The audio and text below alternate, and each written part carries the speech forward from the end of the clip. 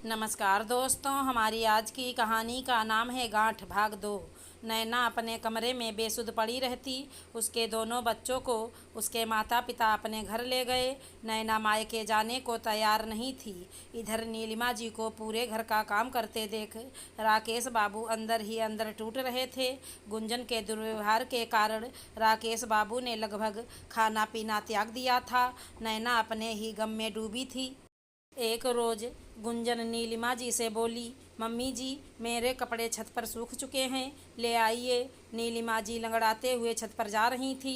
तभी राकेश बाबू बोले, ठहरो नीलिमा, मैं ले आता हूँ। इतना कहकर वो छत पर चले गए। जैसे ही वो कपड़ों को लेकर नीचे आ रहे थे, अचानक से उन्हें चक्कर आया और वो ऊपर की सीढ़ियों से लुढ़कते हुए नीचे आ गिरे और उसी समय उनकी मृत्यु हो गई। नीलिमा जी बहुत ज़ोर से चिल्लाईं, रजत के बाबूजी क्या हो गया आपको?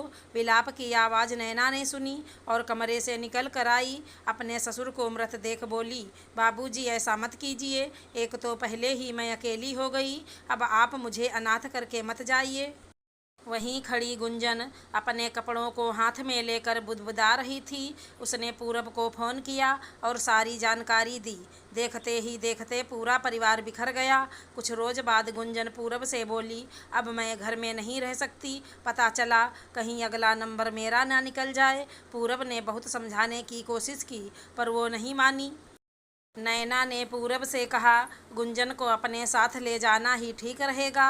अगली सुबह जब पूरब बाहर बैठा था तो उसके पड़ोसी बोले, और कब तक छुट्टी है? पूरब बोला, चाचा जी इस बार परिवार साथ ले जाना है। पड़ोसी बोले, हाँ हाँ, तुम्हारे परिवार के लिए वहीं अच्छा रहेगा। अब तुम्हारे घर में क्लेश ही क्लेश होता है। बेचारे तुम्हारे पिताजी कितनी शान से रहते थे, पर अब हमेशा सर झुकाए रहते थे। पूरब को एहसास हुआ कि शायद इसीलिए भाभी ने कहा कि पत्नी को साथ ही ले जाओ। अचानक दरवाजे पर घंटी बजी और नीलिमा जी और नैना अपनी यादों से बाहर आए। नीलिमा जी बोली, आ गया बेटा, फिल्म कैसी थी? तुम कहो तो खाना लगा दें। गुंजन बोली, देखो तो जरा मम्मी जी को, इस उम्र में भी फिल्म के बारे में जानना है। मुझे नहीं खाना ये बेस्वाद खाना, मैं अपने कमरे में आराम करने जा रही हूँ। गुंजन अपने कमरे में चली गई। नीलिमा जी बोली, बेटा अगर तुम्हें खाना नहीं खाना था तो बता देते। बेचारी बड़ी बहू क्यों इतनी गर्मी में रसोई में पसीना बहा रही थी। पूरब बोला, माँ तुम तो जानती हो इस अवस्था में कब क्या मन कर जाता है, कोई नहीं जानता। उसने जिद की कि मुझे बाहर खाना है तो मैंने खिला दिया। आप भी छोटी छोटी बातों को सुनाने लगती हैं। आप लोग खा लो, मैं आराम करने जा रहा हूँ। बहू तक तो ठीक था, पर बेटे का ऐसा रूखा व्यवहार नीलिमा जी को कतई मंजूर नहीं था, क्योंकि इसी व्यवहार के कारण उन्होंने बहुत कुछ गंवा दिया, पर अब आगे गंवाने की हिम्मत नहीं थी। खाने के बाद कमरे में नैना नीलिमा जी के पैर दबा रही थी और नीलिमा जी चिंता में डूबी थी। तो नैना बोली, माँ जी क्या सोच रही हैं? वो बोली, बहू अब तक गुंजन बहू के व्यवहार को बहुत बर्दाश्त किया। तुम जानती हो उसकी वजह से तुम्हारे ससुर जी की क्या हालत हुई थी। मैं यहाँ आना नहीं चाहती थी, परंतु तुमने कहा कि खुशखबरी मिली है तो ये हमारा फर्ज है। अब मुझसे वहीं सब नहीं सुना जाएगा। मैं कहती हूँ कल ही चली चलो। नैना बोली, मम्मी जी वो नासमझ है, परिवार से बढ़कर कुछ नहीं होता है। अच्छे बुरे वक्त में परिवार वाले ही साथ देते हैं। जिस दिन उसे यह एहसास हो जाएगा, देखिएगा वो हम सब से एक जैसा प्यार करेगी। नीलिमा जी बोली, न जाने वो दिन कब आएगा। इतना कहकर वो सो गईं और नैना भी उनके बगल में सो गई। 15 दिन बाद गुंजन शॉपिंग के लिए गई थी। इधर पूरब जब दफ्तर से लौट कर आया, उसके सर में बहुत दर्द हो रहा था। नीलिमा जी बोली, बेटा मैं तुम्हारा सर दबा देती, पर गठिया की वजह से मेरी उंगलियां काम नहीं करती हैं। ऐसा करो भाभी से बोलो, वो तुम्हारा सर दबा देंगी। नैना बोली, हाँ हाँ देवर जी, आइए बैठिए, मैं आपका सर दबा देती हूँ। मैं अपने भाई का सर भी ऐसे ही दबाती थी। अभी 5 मिनट भी नहीं हुए होंगे कि गुंजन घर के अंदर आई। नैना और पूरब को देखकर बोली, हद होती है बेशर्मी की। बेटा भाभी के साथ गुलछर्रे उड़ा रहा है और माँ वहाँ बैठे मुस्कुरा रही है। अरे मर्दों का तो समझ में आता है, पर भाभी आपने क्या अपनी शर्म हया बेच दी है? जब देखो किसी न किसी बहाने मेरे पति में लटकी रहती हैं। गुंजन की बात सुनते ही नैना रोते हुए अपने कमरे में चली गई। नीलिमा जी उठी, जोर का थप्पड़ गुंजन को लगाई और बोली, बेशरम औरत, तुम्हारी खुद की नीयत खराब है और तुम मेरी देवी जैसी बहू पर उंगली उठा रही हो। अरे वो तो तुम्हारे पति को अपने भाई समान मानती है। तुम्हें अपने ही पति पर भरोसा नहीं है, तुम दूसरे से क्या उम्मीद करती हो? मैंने कहा था उससे कि तुम उसके प्यार और सम्मान के लायक नहीं हो, पर वो है कि तुम्हें अपनी छोटी बहन समझती रही। तुम दोनों किसी लायक नहीं हो। पूरब बोला, माँ आप इसके साथ साथ मुझे भी समेट लेती हैं, मेरी क्या गलती है? नीलिमा जी ने बेटे को एक थप्पड़ जड़ी और बोली, माँ के सामने तो तुम अकड़ते हो, बीबी के सामने आते ही चूहे बन जाते हो। अगर तुम सही होते तो आज तुम्हारी नकचड़ी बीबी, तुम्हारी बड़ी भाभी और तुम्हारी माँ से इस तरह बात नहीं करती। तुम्हारे बाबूजी की मृत्यु का कारण भी तुम्हारी पत्नी है। इसके दुर्व्यवहार के कारण उनकी वो दशा हुई थी। वाह रे मेरे बेटे, तुमने तो हमारी इज्जत बढ़ा दी। एक बेटा लायक था जो देश पर अपनी जान निछावर कर दिया, और एक है जो अपनी बीबी के तलवे चाटता है। छी छी।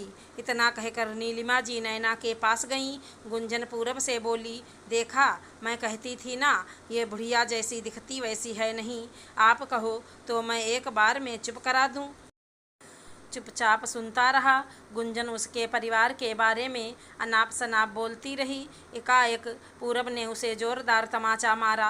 गुंजन बोली, तुम्हारी इतनी हिम्मत की तुमने मुझ पर हाथ उठाया? पूरब ने दूसरा थप्पड़ जड़ा और बोला, अगर तुम मेरे बच्चे की माँ नहीं बनने वाली होती तो मैं तुम्हारा गला दबा देता। तुमने मेरे स्वर्ग जैसे घर को नरक बना दिया। अच्छा होता भाई की जगह मैं इस दुनिया से चला जाता, कम से कम अपने माँ बाप के आंसू का कारण तो नहीं बनता। अब तुम्हारे साथ में एक पल भी नहीं रह सकता। चलो मेरे साथ। वो गुंजन को कमरे में ले गया, सारे सामान को बैग में डाला, फिर उसके मायके फ़ोन करके बोला, अभी के अभी आकर अपनी बेटी को मेरे घर से ले जाइए, और जब तक कि इसे बड़ों का आदर करना ना आए मेरे घर मत लाइएगा।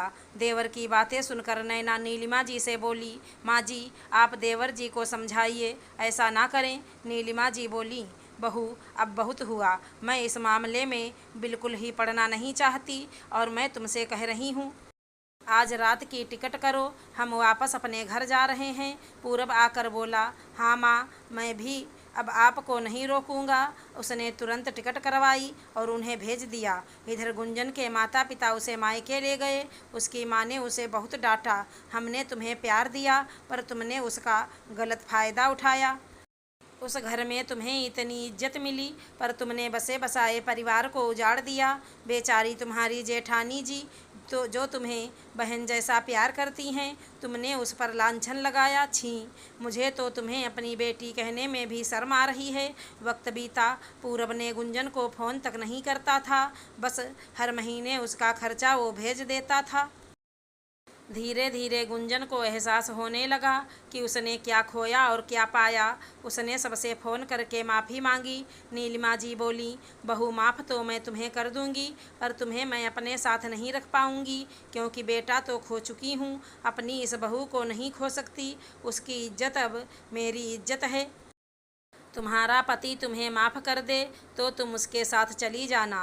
वक्त बीता, गुंजन ने एक बच्चे को जन्म दिया। सबने पूरब को बहुत समझाया, फिर पूरब ने पत्नी को समझाया तो गुंजन बहुत रोई। सबने माफ़ तो कर दिया पर कहीं न कहीं मन में गांठ रह गई। पूरब जब भी घर जाता अकेला जाता है, या फिर गुंजन को 2 से 3 दिन तक अपने साथ रखता, फिर वापस लेकर चला जाता। नीलिमा जी जब तक जीवित रहीं नैना की ढाल बनकर रहीं और उसे समझाती रहीं कि अपना सम्मान सबसे ऊपर रखो और फिर रिश्तों को निभाना।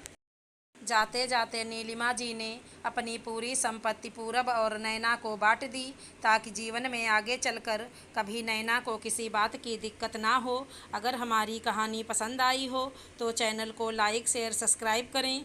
धन्यवाद दोस्तों।